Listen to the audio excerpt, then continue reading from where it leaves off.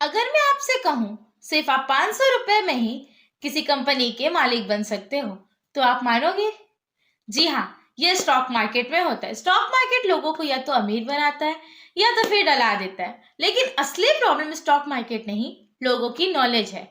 Share investor का मतलब पैसा कैसे बनता है, ये सब उन लोग को नहीं पता। स्टॉक मार्केट, मैं आपको बताती, स्टॉक मार्केट एक ऐसा प्लेटफॉर्म है जहां कंपनीज आमतौर पर एक दूसरे से जुड़ते हैं। जब किसी कंपनी को एक अपना बिजनेस बढ़ाना होता है या ही टेक्नोलॉजी में इन्वेस्ट करना होता है या तो अपनी कोई फैक्ट्री खोलनी होती है, तो वो डायरेक्ट बैंक से लोन नहीं लेते।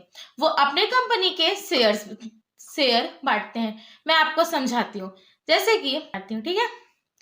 मान लो 100, आपका कंपनी 100 रुपए का है, जिसमें से 100 शेयर है। तो आप 1 रुपए का एक शेयर उसमें से खरीद लिए, तो आप क्या हुए, उस कंपनी के आप 1% उस कंपनी के ओनर हो गए। ठीक, ये होता है शेयर। हम लोग एक कंपनी, किसी भी कंपनी का छोटा सा हिस्सा खरीदते हैं, उसे हम बोलते हैं शेयर। अब शेयर तो हो गया, अब इस प्रोसेस को हम बोलते हैं आईपीओ। ठीक, अब हम ट्रेडिंग और स्टॉक मार्केट करें कैसे? सबसे बड़ी गलती करते हैं लोग इसमें इस मकसद से आते हैं कि हम कितने जल्दी अमीर बन जाए, कितना जल्दी हमारे पास पैसा आ जाए। पर ऐसा नहीं होता है। स्टॉक मार्केट शुरू करने से पहले हमें हमारे पास अच्छी, मतलब उसकी नॉलेज होना चाहिए। पहला तो हमारे पास नॉलेज होना चाहिए। दूसरा, हमें दूसरों से उधार लिया हुआ पैसा उसमें नहीं लगाना चाहिए। और तीसरा, ये सोचना बंद कर देना चाहिए कि हम आज और कल में अमीर बन जाएंगे through the stock market. Stock market एक जुआ नहीं, बट जुआ जैसा है। इसमें पेशेंस वाले लोग ही अपना करियर बना पाते हैं। जो ये सोचते हैं कि वो जल्दी से कमा लेंगे, ऐसा कुछ नहीं होता। स्टॉक मार्केट बहुत ही बड़ी चीज है, जिसे सीखना बहुत ही मुश्किल है। मुश्किल नहीं, मैं आपको आज जीरो से बिगनर्स तक का बताती हूँ। पहले तो आप अपनी गलतियां सुधारिए। गलतियां मीन्स आप इमोशनली सैड ना हो। जब आपका पैसा लॉस में जाए तो आप कभी भी मेंटली या इमोशनली अपने आप को, जब आप प्रॉफिट कमाने के लिए उतने ही वो रहते हो उत्साहित, तो घाटे में भी चांसेस 100% है जाने के भाई। सहना सीख।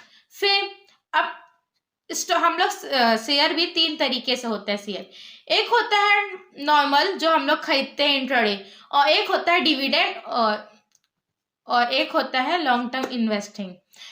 कंपाउंडिंग जो हम लोग करते हैं, जो ज्यादातर अमीर लोग ही करते हैं। कंपाउंडिंग जो उनका बहुत ही बड़ा राज है, मैं आपको बता रही। हम एज अ बिगनर आपको इंट्राडे ट्रेडिंग नहीं करना चाहिए। आपको पहले इन्वेस्टिंग क्या होती है? इंट्राडे मतलब ट्रेडिंग और स्टॉक मार्केट में मैं आपको डिफरेंस बताती हूँ। ट्रेडिंग जो होता है वो हम लोग इंटरडे ट्रेडिंग करते हैं, day wise day, monthly wise basis पे। और जो स्टॉक मार्केट में हम लोग इन्वेस्ट करते हैं, इन्वेस्ट अलग चीज होता है। इन्वेस्ट हम लोग ईयर के लिए करते हैं, 10 ईयर के लिए करते हैं, ये सब अलग अलग चीज होती है।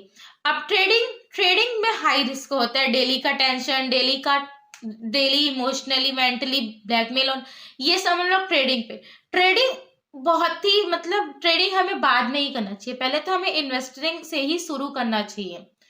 तो मैं आपको सजेशन दूंगी, तो आप अगर बिगनर हो तो पहले सीखो और बहकावे से मत आओ। जैसे कि न्यूज आता है ये कंपनी बढ़ने वाली है, ये सब के चक्कर में आप पढ़ोगे तो पक्का आप लॉस में ही जाओगे। अगर आप ये सब छोड़ दिए, टेलीग्राम या कॉल्स के या न्यूज के ऊपर मतलब उसकी बातें छोड़ दिए, और कंपनी को एनालाइज करना सीखो। एनालाइज मीन्स कौन सा कंपनी कितने समय ऊपर जा रही है। ठीक, आप दूसरे से उधार लिया हुआ पैसा तो पहले लगाओ ही मत इन्वेस्ट, मतलब ट्रेडिंग में। क्योंकि आप ट्रेडिंग कर रहे हो, लॉस ना हो ऐसा हो नहीं सकता। लॉस आपका पर्टिकुलर, तो लॉस जब हो तो आप इमोशनली, मतलब ब्लैकमेल या मेंटली ना, वो मत, एकदम इमोशन। इसमें वही जीत पाता है स्टॉक मार्केट में जिसके पास पेशेंस होता है। और पेशेंस हम लोग को रखना चाहिए। अगर वो नीचे जा रहा है तो हमें भी उतना ही पेशेंस रखना चाहिए जब वो ऊपर जाता है, जब उतने समय।